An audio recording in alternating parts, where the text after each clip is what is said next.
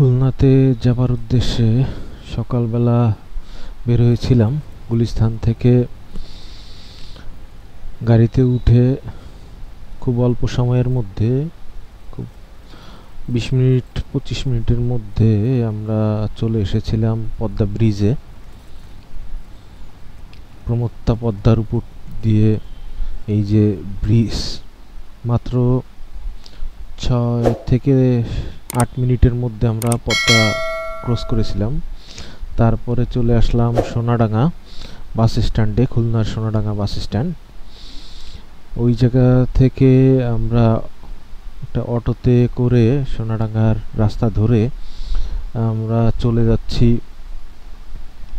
7 রাস্তার মোড়, খুলনার যে 7 রাস্তার মোড় বলে সেই জায়গাতে।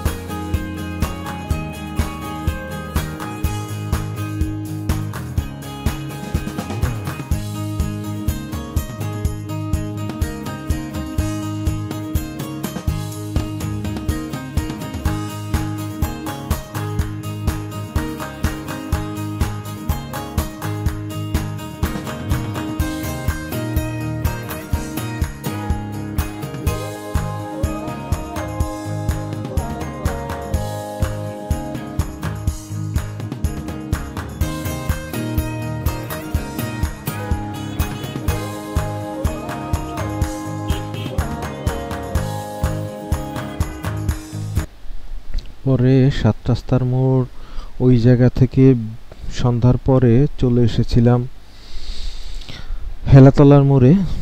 হেলাতলার মোড়ে কিছু সময় থেকে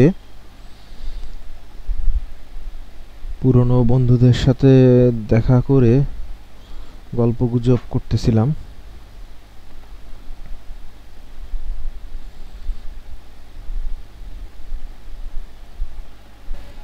হেলাতলা মোড়ের পরের দিন কাছাকাছি জায়গা হচ্ছে ধর্মসভা এলাকা। খুবই পুরাতন একটি মন্দির এখানে রয়েছে, এই মন্দিরটি দর্শন করার জন্য এসেছিলাম।